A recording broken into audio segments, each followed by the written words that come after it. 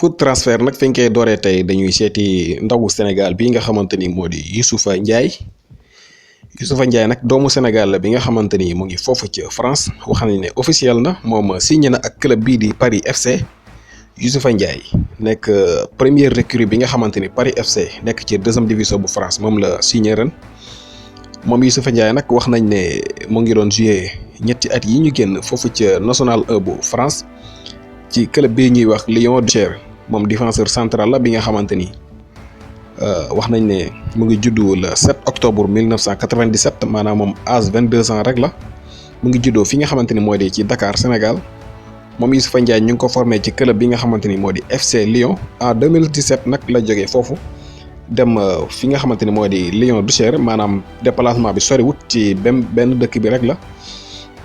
ñetti at yi passé yëpp mu ngi doon évoluer foofu ci National 1 bi ci France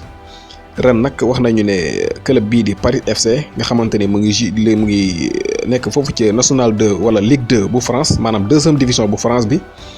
jënd nañ défenseur central bii nga xamante ni sénégalais la toll ci ñaar fukki at ak ñaar mu ñu koy wax Youssoupha Ndiaye. Youssoupha Ndiaye nag wax na ne mu ngi kontaan lool ci ñëw foofu ci club boobu di Paris FC moom nag wax nañ ne saison bi ñu génn wala boog 2 dernières saisons yi ñu génn joué na lu toll ci 47 matchs dugal lu toll ci ñaari bii moom Youssoupha Ndiaye. engagé na ak ñi nga xamante ne ñoo di waa Paris FC signé fa contrat bu toll ci 3 ans maanaam ñetti at.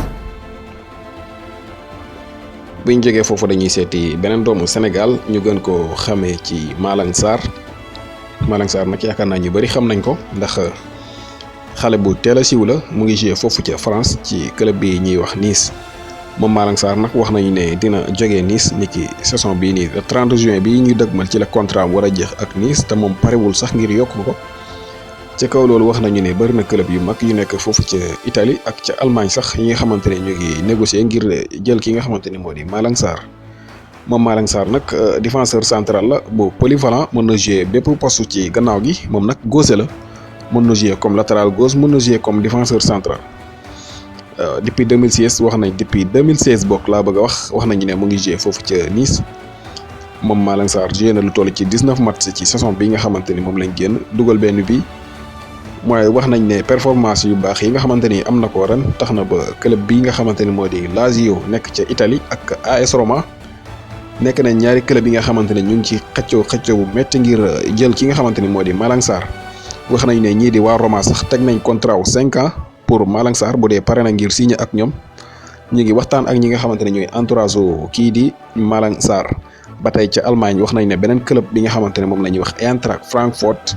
wax nañu ne ñoom itam bëgg nañ kii nga xamante ni moo di Malang Sarr nag comme ni ñu leen ko waxee franco sénégalais la joué na petite catégorie ci équipe nationale yu France yu xale yi waaye nag joué gul ci équipe nationale bu mag bi ba léegi mën na joué ak ñi nga xamante ni mooy waa Sénégal